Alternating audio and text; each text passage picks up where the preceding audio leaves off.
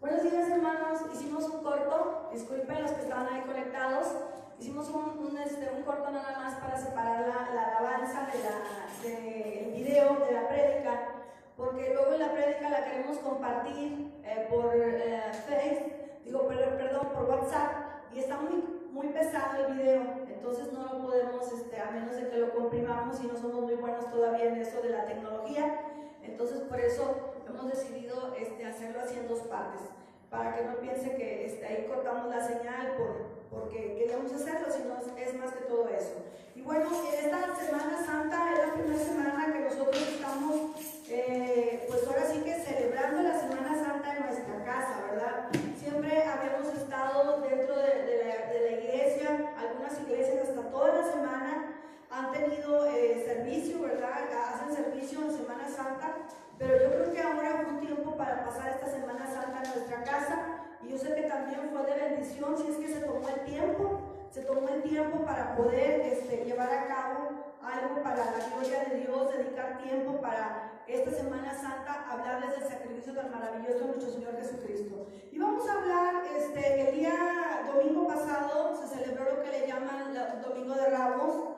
De hecho, veía en algunas casas, ¿verdad?, que tienen todavía la costumbre que decoran sus casas afuera con ramos, y mucha gente ni siquiera sabe de dónde viene esa tradición que hace la iglesia popular. Pero vamos a leer ahí en Marcos 11:1, donde dice en el número 7, dice: y trajeron del pollino a Jesús, echaron sobre él sus mantos, y se sentó sobre él. Y también muchos tendían sus mantos por el camino, y otros cortaban ramas de los árboles y los tendían por el camino, y los que iban delante y los que venían detrás daban voces diciendo: Hosana, bendito el que viene en el nombre del Señor. Amén. Vamos a hacer una oración en esta hora. Hoy el tema se llama Su vida es mi vida, porque así es nuestra vida. Nuestra vida ahora, hermano, es la vida de Jesús. La vida de Jesús es nuestra vida. Vamos a hacer una oración breve. Señor, en esta mañana oramos por la vida de cada uno de mis hermanos que verá esta proyección, que sea de bendición para sus vidas. Espíritu Santo, una vez más te ruego, Dios, que sea mi vida como este micrófono, solamente un instrumento, Padre, que pueda bendecir, Señor, la vida de mis hermanos, porque nuestro deseo siempre será, Señor, que tu nombre sea glorificado a través de las palabras que damos, Señor, de parte tuya. Señor, que esta palabra venga a animar, a fortalecer, Señor, a traer paz, Señor, a los corazones y ánimo. En el nombre precioso de Jesús. Amén. Bueno, pues vamos a empezar con este tema. Y el día domingo de la semana pasada, este tema se llama Su vida es mi vida, porque yo meditaba que cada día, empezando desde el domingo, la última semana de Jesús está representada como la vida del creyente en toda su vida, en todo su caminar cristiano. Y ahorita vamos a saber por qué, o vamos a desarrollar el tema y vamos a saber por qué. Y el primer día, el día de la semana, o sea que vino a ser el domingo pasado, dice la palabra que la gente, que cuando entró Jesús a Jerusalén, empezó a recibirlo como un rey. Lo reconocían. ¿Y saben por qué? Porque para ese tiempo Jesús ya tenía bastante fama. Era una cosa tremenda, porque ya las ciudades lo habían conocido, porque 3 años y medio de ministerio, de sanar enfermos, de liberar endemoniados, de sanar leprosos, de sanar multitudes. Oiga, ¿cómo no iba a tener esa fama, verdad? Así que cuando él entra a Jerusalén, hermano, era una fama tremenda la que Jesús ya para ese entonces tenía. Por eso la gente hizo esto, le dio un recibimiento de un rey. Y quiero decirle que nosotros, los que estamos en Cristo, hermano, también hemos sido creados para eso. Nosotros tenemos que hacer que Jesús, hermano, tenga buena fama, que se extienda su fama, que la gente conozca sus milagros, sus señales, sus prodigios, que no nos quedemos callados de las cosas que Dios ha hecho en nosotros y aún, hermano, de los nuestros, en nuestra familia, en la fe. Porque de esa manera nosotros vamos a preparar el camino para que Jesús venga y nazca y entre en el corazón de otras personas, así como un día, por la notificación de alguien, por la fama que alguien hizo a Jesús, nosotros lo dejamos entrar a nuestro corazón como Rey y Señor, ¿verdad? Y yo le quiero decir que mucha gente ahí se queda, en ese nivel de fe se queda. Mucha gente ha hecho la decisión de fe, pero ya no sigue caminando con Jesús. Mucha gente en un tiempo de euforia porque recibió un milagro, milagro, porque recibió una oración contestada, ha hecho una decisión, pero ya no continúa caminando. Mucha gente dice, yo ya hice la oración de fe, yo ya soy cristiano, pero quiero decirle, hermano, que dice la palabra que el que ama a Dios guarda sus mandamientos. Y aceptar a Cristo, hermano, solamente es el primer paso del creyente. Eso fue lo que el día domingo Jesús, hermano, hizo. Entró en el corazón de muchas personas, que muchos de los que estamos aquí, es porque un día, no fue un domingo de Ramos, fue a lo mejor un martes o fue un miércoles, pero un día Jesús entró a nuestro corazón y lo reconocimos como nuestro Señor y Salvador. Pero la vida cristiana, hermano, ahí apenas empieza. El día lunes Jesús hizo algo en la que muchos de los que han recibido a Jesús con gozo, hermanos, se retractan. ¿Y saben qué hizo el día lunes? El lunes Jesús hizo dos cosas que simbolizan una sola misma. Dice que el lunes maldijo la higuera que no daba fruto. Y también ese mismo día, hermano, el día lunes, Él purificó el templo. Las dos cosas en la vida cristiana simbolizan lo mismo. Dios va a secar en nuestra vida cuando empezamos a caminar con Dios. Después de que lo hemos recibido con gozo y alegría, hermano, ¿sabe una cosa? Dios va a secar toda obra que no dé fruto en nuestra vida de bendición y de vida eterna. Cosas que en nuestra vida son hábitos, que nos maldicen. Porque quiero decirle que todas las cosas que nosotros hacemos por repetición son hábitos, y muchos de los hábitos son los que nos llevan a fracasar. Una persona no cambia solamente porque aceptó a Cristo, tiene que cambiar sus hábitos. Tiene que ahora dejar que Cristo corte, que Cristo limpie. Cuando Cristo vino al templo, dice la palabra que echó, hermano, todo aquello que estaba en su templo, hermano, que no le glorificaba. Lo echó, y no lo echó de una manera noble. Dice que agarró cuerdas y las echó afuera. Muchas veces Dios, hermano, en su misericordia, en su amor, va a hacer, hermano, que de una manera fuerte y dolorosa, Dios corte, Dios seque, Dios saque fuera de nuestra vida, hermano, cosas que no nos bendicen. Cosas que para caminar, empezar a caminar una vida con Dios, hermano, no nos van a servir. Una persona que al empezar su vida con Dios no deja que el Señor lo santifique, porque eso es lo que hace. La limpieza significa santificación. Entonces, ¿sabe una cosa? Para esa persona resulta imposible que pueda seguir caminando en la vida cristiana. Por eso lo primero que Dios hace en una vida, después de que le ha recibido, después de que le ha dejado entrar, es, hermano, que el Señor viene en un proceso de santificación y empieza a hacer secar toda obra de la carne. Y empieza a hacer secar, empieza hermano, a sacar de nuestra vida. Me recuerda mucho una enseñanza muy antigua de la gente que tiene muchos años caminando con Dios, que se llama el corazón de Pedrito, que empieza a sacar a la serpiente y empieza a sacar el león y empieza a sacar que todos esos, hermanos, son actitudes de carácter, hermano, que no hablan de un cristiano verdadero. Entonces, lo que hace Dios el día lunes, hermano, habla del segundo paso que Dios hace en la vida de aquellos que le hemos recibido. Nos mete a un proceso de santificación. El día lunes fue lo que Él hizo. El tercer día, hermano, que fue el martes, hizo algo más. Y, hermano, el martes alguna gente le conoce como el martes de controversia, porque fue el día, hermano, que Jesús entró también en el templo, pero dice la palabra que entró para confrontar a aquellos que solamente tenían una religión sin frutos. Confrontó a los escribas, a los fariseos, a los saduceos, y ahí, hermano, usted puede encontrar los 6 ay de Jesús. Yo le invito a que usted los busque, están ahí en el libro de Lucas 11:37, usted puede encontrar los 6, luego los marca, que fue lo que le dijo, ay, usted sabe que un ay es un juicio.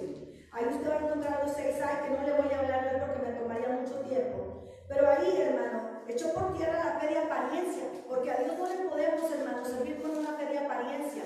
Porque Dios conoce lo que hay en el corazón de nosotros y sabe, hermanos, si nuestra fe es una fe verdadera. Y cuando el Señor les empieza a confrontar a los escribas, a los fariseos, hermano, sabe una cosa, los empieza a confrontar con una fe de apariencia. Entonces, hermano, yo le invito a que usted lea los 6 ay que Jesús le da a esos hombres, hermano, por una fe de apariencia, para que nosotros no caigamos en esas cosas que Jesús condenó en ellos. Pero también veo algo muy, muy hermoso, hermano. Ahí en Mateo 11:41, hermano, el Señor elogió la generosidad de una viuda. La generosidad, hermano, es una de las características que el Señor trae a la vida de un creyente. Después de que lo ha santificado y que lo ha limpiado, un sello, hermano, de una persona convertida en la generosidad. Y algo con lo que más difícil, hermano, los creyentes tenemos, hermano, es creerle a Dios en esa área, en el área financiera. Pero el día martes, hermano, fue el día que el Señor, hermano, puso como ejemplo, es más, esa gente religiosa, la ofrenda de esa viuda. porque dijo, ustedes echaron de lo que les sobra.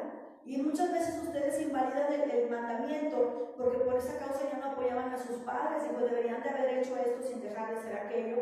Pero él elogia la fe de esa mujer. Y qué hermoso, hermano, porque un corazón que ha recibido a Cristo como su Salvador, después de que es santificado, los frutos de Cristo vienen a ser en su vida. Y el corazón de Dios es de misericordia. Y el corazón de Dios es un corazón, hermano, que sabe dar, es un corazón generoso. Y eso es lo que empieza a ver en la vida de un creyente, hermano, que no es movido a misericordia. Un creyente que no tiene un corazón generoso, hermano, pues entonces quiere decir que su cristianismo todavía está dejando muchas cosas todavía que no ha alcanzado. Y nosotros tenemos, hermano, que creer, hermano, lo que dice la palabra, porque sabe una cosa, esa es una de las cosas, hermano, que Jesús, hermano, manifiesta en el carácter de los que le hemos conocido, un corazón generoso. Y sabe una cosa, hermano, al hablar de la ofrenda de una viuda, porque una viuda era una mujer de las más necesitadas. Una mujer en aquel tiempo no tenía ni pensión ni ayuda de nada. Y sin embargo esa mujer, hermano, no tuvo temor, porque muchas veces el miedo nos invade de decir es que si yo doy me va a faltar. Y yo, hermano, a mí me pasa al revés. Le voy a decir una cosa, que cuando a mí me llega dinero, yo tengo temor, pero de no dar. ¿Sabe por qué? Porque digo, Señor, tú me estás probando. Y si tú no me hallas en esto verdadera, puede que yo cierre los cielos de bendición para mi vida. Entonces yo es al revés. Hay gente que tiene miedo de dar. Yo tengo miedo de no dar. ¿Por qué? Porque tengo miedo de que Dios no me halle verdadero. Entonces, eso es una característica, hermano, en una persona que ha sido convertida, que hay un corazón generoso y alguien, hermano, que dice la palabra que Jesús estaba ahí. ¿Cómo se dio cuenta cuánto echó esta mujer? Hay gente que dice, es que a Dios no le interesa eso. Sí, sí le interesa, porque para que él se diera cuenta cuánto echó esa mujer y cuánto echaron los fariseos y cuánto echaron los saduceos, es que él estaba atento. Entonces, no porque, hermano, lo compremos, sino porque ahí manifestamos realmente, hermano, si nuestro corazón está en Dios o todavía está, hermano, en nuestras cosas materiales. El día miércoles, hermano, que es la mitad de la vida, para mí sería, hermano, la mitad de la vida, la mitad de la semana, el Señor hizo algo. Dice que el miércoles, hermano, pasó algo muy tremendo. Y eso pasa muchas veces en los creyentes, a la mitad de su vida cristiana, a veces al inicio, a lo mejor pudiera ser también. Dice la palabra que el día miércoles fue el día que se hizo el complot para entregar a Jesús. Fue el día que Judas, uno de los discípulos que tanto lo habían seguido y que tanto lo habían amado supuestamente, empezó a pensar dentro de su corazón, pues yo que sí, ¿qué gano? ¿Qué gano con servir a Jesús? Este hombre vive de ofrendas. Este hombre no tiene ni dónde recostarse. Este hombre, para ser un seguidor, no tiene nada que ofrecer. Y empezó a buscar qué beneficios encontraría. Y realmente dijo, y lo que poco que nos da, lo regala, lo entrega, lo da. No es una persona apta para que yo siga su ejemplo. Y él empezó, yo creo que a maquinar de qué manera podía sacar provecho de Jesús. Y sabe una cosa, hermano, el provecho más grande que el hombre recibe es tener su vida eterna. Y este hombre no lo vio de esa manera. Y dice que entonces, hermano, pues él ofreció, hermano, ahí en el libro de Marcos 14, 1 y 2, dice la palabra que él fue y le ofreció a aquellos hombres que estaban buscando cómo tomar a Jesús, se los ofreció por 30 monedas de plata. Y fíjese, hermano, qué tremendo. Él le puso precio, Jesús, le puso precio a Jesús, le puso precio al autor y consumador de la fe. Y pudiéramos decir, qué bárbaro Judas, cómo le puso precio, ¿verdad? Pero sabe una cosa, hermano, muchos de nosotros le hemos puesto precio al Señor también. Porque cuántas veces, hermano, tuvimos oportunidad de estar en su casa y dijimos, no, es que si yo me voy a trabajar, saco más que estando ahí en el templo, usted le puso precio. ¿Cuántas veces hemos pensado, no, ¿para qué voy a dar en la obra del Señor? Al cabo, pues hay que den otros. ¿Sabe una cosa? Usted está poniendo precio y usted está dejando las cosas más importantes, hermano, por las cosas que usted aparentemente piensa que usted está ganando en esta tierra. Qué tremendo. Hay gente que por ganar pierde y hay gente que por perder gana. Y le voy a decir una cosa, que el que invierte en Jesús, hermano, nunca perderá, nunca. porque este es el tiempo donde vamos a cosechar, este es el tiempo. Dice el Señor, hermano, que dice la palabra, bienaventurado el que piensa en el pobre en el día malo. Este es el día malo, lo librará Jehová. Porque, hermano, al Señor, hermano, no se le olvida nada. Tal vez usted podrá decir, es que a la pastor se le olvida y no me toma en cuenta y no ve lo que yo hago. No se preocupe, de mí no viene la recompensa viene de Dios. Y si usted está confiado, hermano, que lo que ha hecho lo ha hecho para Dios, téngalo por seguro que no carecerá usted de recompensa. Y ese mismo día que este hombre, hermano Judas, le pone precio y menosprecia al autor de la vida y le da un precio de 30 monedas de plata, fíjese bien, una mujer que, hermano, dice que llegó y ese mismo día lo unge a Jesús. Y esa mujer, hermano, bien diferente a Judas. Dice la palabra que esa mujer llegó donde a Jesús lo había invitado un hombre que le llaman Simón el leproso. Sabemos que a lo mejor pudo haber recibido un milagro de Jesús, ¿verdad? Porque pues lo invitó a su casa, es que ya no estaba leproso, pero se le conoce como Simón el leproso. Entonces, hermano, vemos, hermano, que dice la palabra que ella llegó a ese lugar sin ser invitada, le lavó los pies a Jesús, hermano, con sus lágrimas, se lo enjugó con sus cabellos, y aparte dice también, hermano, que derramó un perfume muy caro, hermano, el precio de un año de trabajo, hermano. ¿Cuánto gana usted al año? Imagínese. Si es el maestro, mientras que para otro Jesús no valía más de que 30 monedas de plata, para esta mujer, hermano, que ni había caminado con Jesús 3 años y medio, ni había visto todo lo que había visto Judas, hermano, el Señor valía todo. Qué tremendo, vemos dos actitudes bien diferentes, hermano, en las personas. Esta mujer dice la palabra que lloraba a los pies de Jesús, enjugó sus lágrimas, limpió sus lágrimas que había vertido a los pies de Jesús con sus cabellos, hermano, y ofreció lo mejor que tenía. Dos actitudes, hermano, de los creyentes. Usted sabe cómo terminó Judas. Judas terminó ahorcándose. Y usted sabe cómo terminó esta mujer. Dice la palabra que donde quiera que fuera predicado el evangelio se contaría la hazaña de esta mujer. Esta es la mitad de la vida de muchos creyentes, una etapa de disyuntiva. Tal vez no nos alejamos totalmente de Dios, pero le voy a decir una cosa, muchos de nosotros estamos vendiendo a Jesús por cosas bien pocas, porque lo dejamos, todo está antes que Dios. Si hay una fiesta, si hay una función gratis, no sé, hermano, muchas cosas. Ustedes decimos, ¿cómo lo pudo haber vendido por 20 monedas de plata? Yo le voy a decir una cosa, hay gente que lo está vendiendo por mucho menos. Entonces, hermano, ustedes tenemos que saber qué actitud vamos a tomar. ¿Vamos a tomar la actitud de Judas o vamos a tomar la actitud, hermano, de aquella mujer que para ella era todo? Y algo maravilloso es que dice que era el precio, hermano, de todo un año de trabajo. Yo puedo pensar que era todo lo que ella tenía. Y lo vertió ahí porque dijo, Señor, yo sé que contigo mi futuro está seguro. Yo le quiero decir una cosa. Si usted pone su futuro a los pies de Jesús, téngale por seguro que su futuro está seguro. ¿Por qué, hermano? Porque Dios es fiel. Y, hermano, vemos el día jueves. El día jueves sucedieron 3 cosas que yo quiero también señalar, que son importantes en la vida de un creyente para que continúe su vida de victoria. Una de las cosas es que dice que el Señor estableció la Santa Cena y dijo, estas cosas harás en memoria de mí, ahí en el libro de Marcos 14, 12 al 31. Y la cena significa comunión, hermano. Pero ese mismo día que ellos estaban sentados a la mesa, Jesús hizo algo más.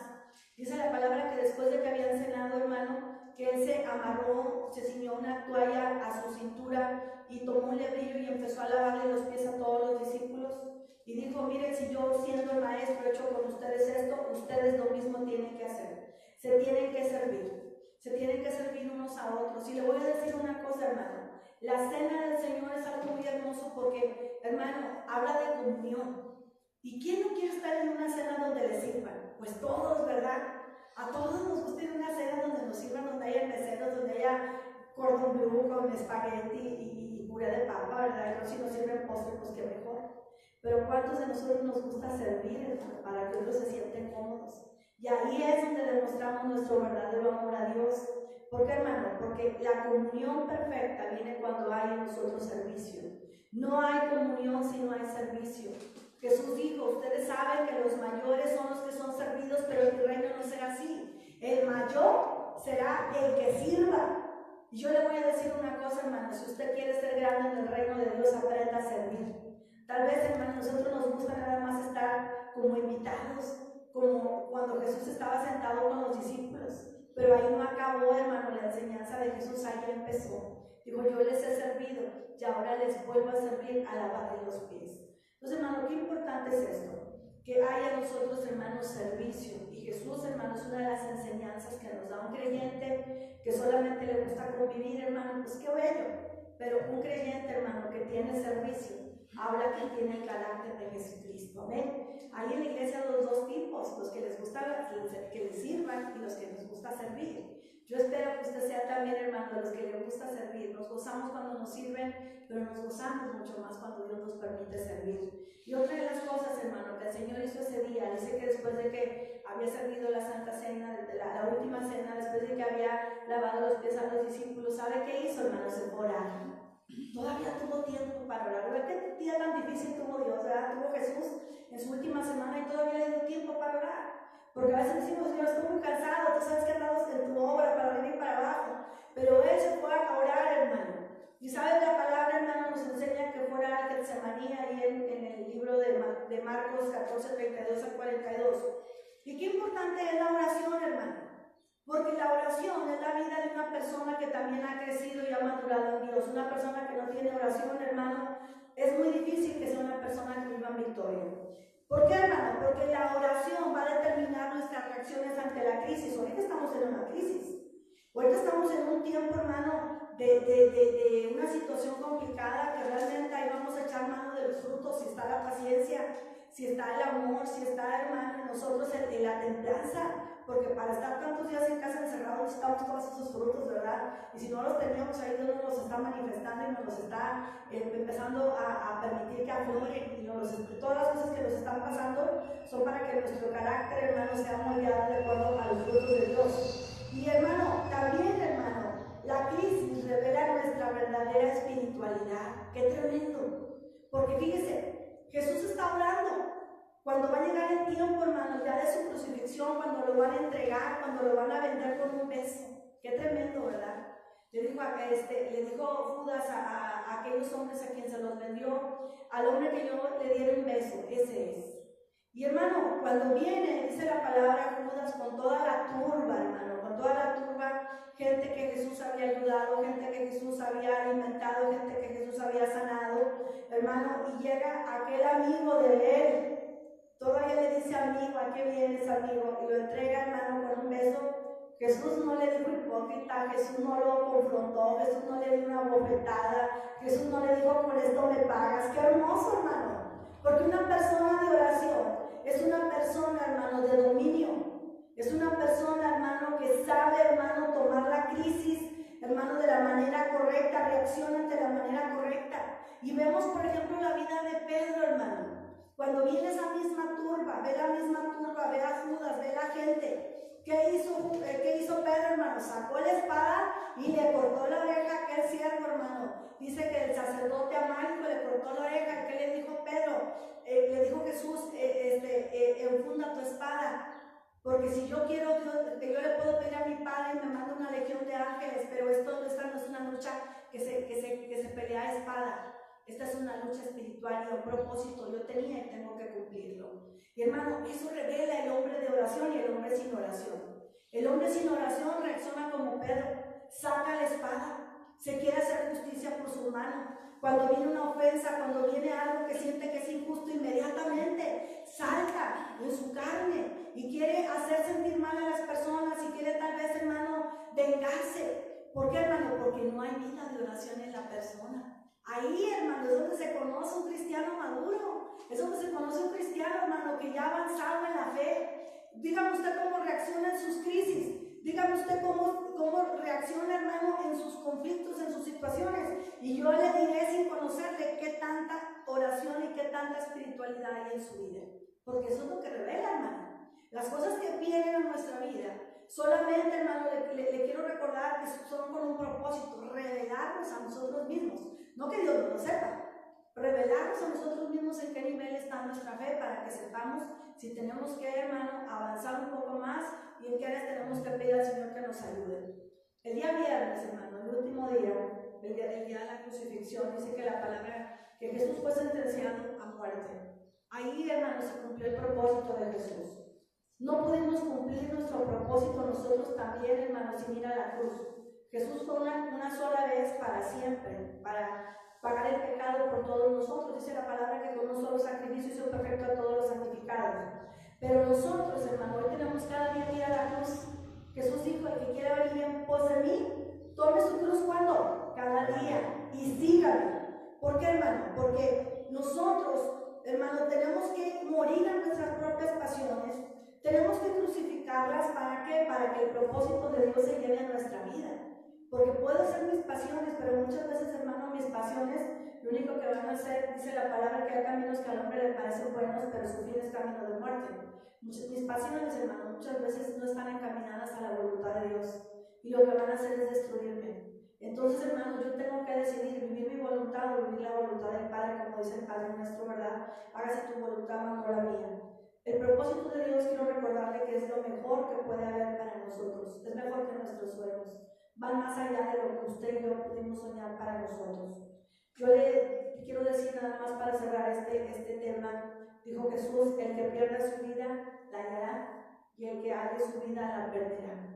Nosotros hoy, hermano, estamos celebrando la resurrección, y dice la palabra que Jesús es primicias de los que durmieron. Un día nosotros queremos resucitar, pero no hay vida nueva, hermanos, si Jesús primero su vida no es nuestra vida. Este fue el camino de su última semana, y este es el camino de la fe en Cristo Jesús. Un cristiano que no sabe servir, un cristiano que no vive en oración, un cristiano que no vive en comunión, un cristiano que no toma su cruz cada día, un cristiano, hermano, que no decide, hermano, que Jesús es su mejor inversión, como aquella mujer que quebró el vaso de alabastro. Un cristiano que no ha aprendido a ser generoso, hermano. Un cristiano que vive una fe que no vive una fe de apariencia. Un cristiano que no ha dejado que Jesús le seque de su vida todo lo que sea terrenal, todo lo que lo saca del propósito divino, que no lo deje que lo santifique, hermano, pues difícilmente tendrá una resurrección. Hoy, hermano, usted y yo tenemos que decidir. La muerte no es lo peor para nosotros. Lo peor es, hermano, que una persona, dice la palabra, que el que ha nacido una vez, el que ha dejado a Jesús entrar a su corazón, el que ha nacido 2 veces muere una vez. Porque el que ha nacido del agua y del espíritu y ha tenido un nacimiento natural, morirá una vez, tal vez, porque todavía tenemos también la esperanza de la resurrección. Pero el que, hermano, solamente ha tenido el nacimiento de la carne y del espíritu y no ha dejado que Jesús entre triunfalmente a su corazón, pues ese morirá 2 veces. Nosotros tenemos la esperanza de la resurrección, y hoy esa es nuestra victoria. No que Jesús nada más haya resucitado, sino que es primicias de los que durmieron, hermano, hablando de que un día Él y nosotros también resucitaremos con Él. Amén, hermano. Así como Él resucitó, resucitaremos. Estamos esperando el toque de la final trompeta, y la iglesia dice: ven. Así que, hermano, yo le invito en esta tarde que usted reaccione en su corazón, hermano, y medite esta última semana qué cosas no estamos haciendo, o qué cosas estamos batallando, porque es un tiempo, hermano, de que la vida de Jesús sea nuestra vida. Que Dios les bendiga, reciban un abrazo, les damos un saludo a la iglesia de Maranata en Juárez, un saludo a mis hermanos de Maranata acá en Campestre. Hoy le mandamos un saludo a mi hermana Leti, que ya ayer cumplió años, que Dios la guarde y la bendiga.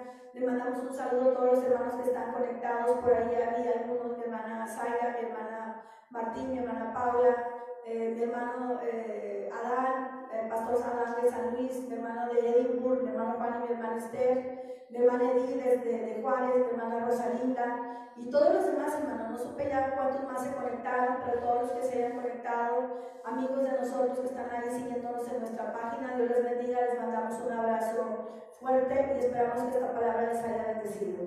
Dios les guarde, hermano. Bendiciones a todos.